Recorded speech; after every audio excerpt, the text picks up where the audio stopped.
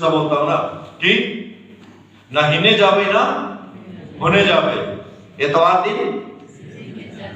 तो इस डायलॉग को मैं आते आते सोच रहा था नया, ना हम हिने जावे ना हम होने जावे, जहां हुई गिरजा बिंदी समय से पहले हुए जावे। इसको डायलॉग को मैंने आज थोड़ा चेंज किया, समय से पहले जावे, है ना। सो परमेश्वर का धन्यवाद। फिर से हम लोग इस आनंद में हैं। और आज का आप जंतरी पाठ में क्या हेडिंग देखें, सब लोग देखे कि नहीं? ऐसा मत सोचिए कि सामने वाला जवाब दिया तो पीछे बच गए। सबको देखना है। जंतरी पाठ में हेडिंग क्या था? यूहन्ना बपतिस्मा दाता का संदेश। आप सबों ने अध्ययन किया होगा प्रियो। और यूहन्ना बपतिस्मा दाता के बारे में सभी जानते हैं।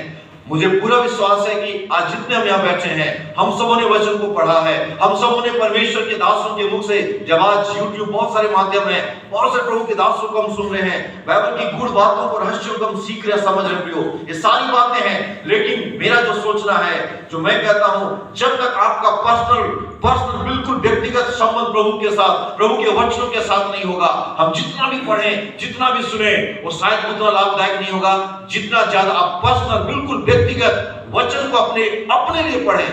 मैं करके पढ़िए, जब भी वचन को पढ़ें। यूहन्ना बपतिस्मा दाता ने संदेश दिया, उसने तो दिया पूरे लोगों को, लेकिन वो संदेश मेरे लिए क्या था, मैंने उस संदेश से क्या पाया, इस बात को सोचकर आज हम कुछ अध्ययन करेंगे।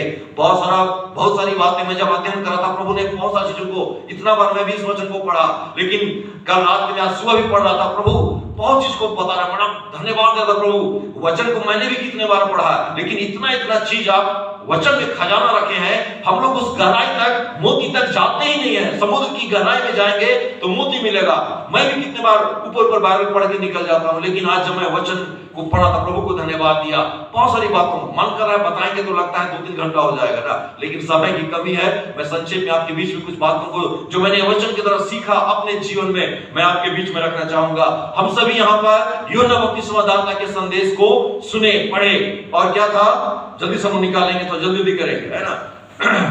मरकुस 1 का जो भी पढ़ा गया सुसमाचार पाठ, उसका 4 पद में क्या लिखा है? यूहन्ना आया जो जंगल में बपतिस्मा देता, और क्या चीज के लिए? पापों की क्षमा के लिए, मन फिराव के बपतिस्मे का प्रचार करता था प्रियो। और यशायाह भविष्यवक्ता, उसके बारे में क्या लिखा है, अच्छा से अध्ययन कर लीजिएगा ना, कि जंगल में पुकारने वाले का शब्द है, सड़कें सीधी बनाओ। आप यशायाह 35 भी पढ़े, वहां भी एक पवित्रता के मार्ग के बारे में बताया गया है।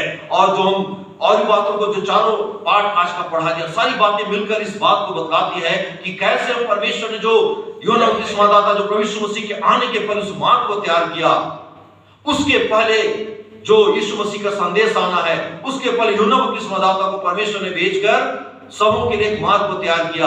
तो आज उसकी बातों को हम चारों पाठ में पढ़े, सुने हैं, जानेंगे प्रियो। और उसने जो विशेष बात बोला, मन फिराव के बपतिस्मे का क्या किया? प्रचार किया।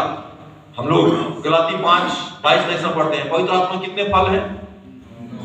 चलिए तो बोलते हैं एक बार, प्रेम, मेल, धीरज, कृपा, भलाई, विश्वास, नम्रता और संयम। ये पवित्र आत्मा के 9 फल है। लेकिन जब आज इस वचन को मैं पढ़ा, एक और फल के बारे में मैंने पढ़ा, निकालेंगे। लूका सुसमाचार 3 अध्याय, यहां भी उन्होंने बपतिस्मा दाता क्या संदेश दिया। यूहन्ना 3 अध्याय और उसका लूका 3 अध्याय उसका 8 पद। आप पूरा घर जाके इसको पढ़िएगा, 3 अध्याय का शुरू से, कैसे लोग यूहन्ना से बातचीत कर रहे हैं। और यदि आज यूहन्ना बपतिस्मा दाता के जैसे उपदेशकों का जरूरी है ना, 7 पद में क्या बोलता है, जब आगे पढ़ते जाइएगा तो लोग को क्या बोलता है? हे सांप के। आज यदि पादरी साहब या कोई प्रचारक आके बोले हे सांप के बच्चों, दोबारा किचन घुसने दीजिएगा? नहीं घुसने दीजिएगा। नहीं, सब प्रचारों को हटाओ भाई, हम लोग क्या बोल रहा है? सांप के बच्चों। लेकिन मैं सोचता हूं इस वचन को पढ़कर, आज ऐसे ही उपदेश की जरूरत है, खरा, जो कान को छेदे, है ना। इसलिए तो इब्रानी 4:12 में प्रभु का वचन क्या बोलता है कि परमेश्वर का वचन क्या है? जीवित है, प्रबल है, और 2 धारी तलवार से भी क्या है? ज्यादा चोखा, है ना। और वो गांठ और गुदे कैसा छेदता है, लिखा है आर पार छेदने वाला है। ये वचन यदि नहीं छेदा तो फिर या तो इधर कमी है, वचन में तो कहीं कमी नहीं है ना। परमेश्वर का वचन तो सामर्थ्य है, लेकिन क्या इस मिट्टी को, इस भूमि को हमने कैसा बनाया है प्रियो। और इसीलिए उपदेशक यूहन्ना बपतिस्मा दाता सीधे बोलता है, सांप के बच्चों। आज सोचना है क्या हम और आप जब इस प्रकार का संदेश सुन रहे हैं, वो मेरा ये जो हृदय है वो क्या छीदेगा या नहीं छीदेगा। 8 पद में क्या लिखता है, क्या फल, अतः मन फिराव के योग्य फल लाओ। बस इतने देर पढ़ी, आगे आप आगे बढ़ना, लेकिन क्या बातें हैं, क्या लिखा है, मन फिराव के योग्य फल लाओ। ये पवित्र आत्मा के 9 फल तो हम लोग जानते हैं, लेकिन एक ऐसा फल है, वो क्या है, मन फिराव के योग्य फल लाओ प्रियो। आज थोड़ा हम अध्ययन करेंगे कि कैसे हम इस मन फिराव के योग्य फल को ला सकते हैं और कैसे यूहन्ना बपतिस्मादाता ने मन फिराव के बपतिस्मा का प्रचार किया। बहुत सारी चीजों को मैंने पढ़ा, लेकिन 3 बिंदुओं को मैं आपका ध्यान आकर्षित करना चाहूंगा कि कैसे हम मन फिराव के योग्य फल लाने के लिए तैयार हो सकते हैं। पहली आवश्यक बात हम सभी जानते हैं, लेकिन मुझे प्रभु ने जिन बातों को सिखाया मैं आपके बीच में रखना चाहूंगा कि यदि हम मन फिराव के योग्य फल लाना चाहते हैं, प्रभु के सन्मुख में आकर प्रार्थना करना होगा प्रियो। और प्रार्थना कैसी, जो आज हम भजन संहिता 28 निकालेंगे जल्दी से। भजन संहिता 28 जो आज हम लोग पढ़ा गया, भजन संहिता 28, भजन संहिता 28 जो पढ़ा गया, दूसरा पद में क्या लिखा है, जब मैं तेरी दुहाई दूं और तेरे पवित्र स्थान की भीतरी कोठरी की ओर अपने हाथ उठाओ, तब मेरी गिड़गिड़ाहट की बात सुन ले। लिखा है मेरी गिड़गिड़ाहट की बात सुन ले।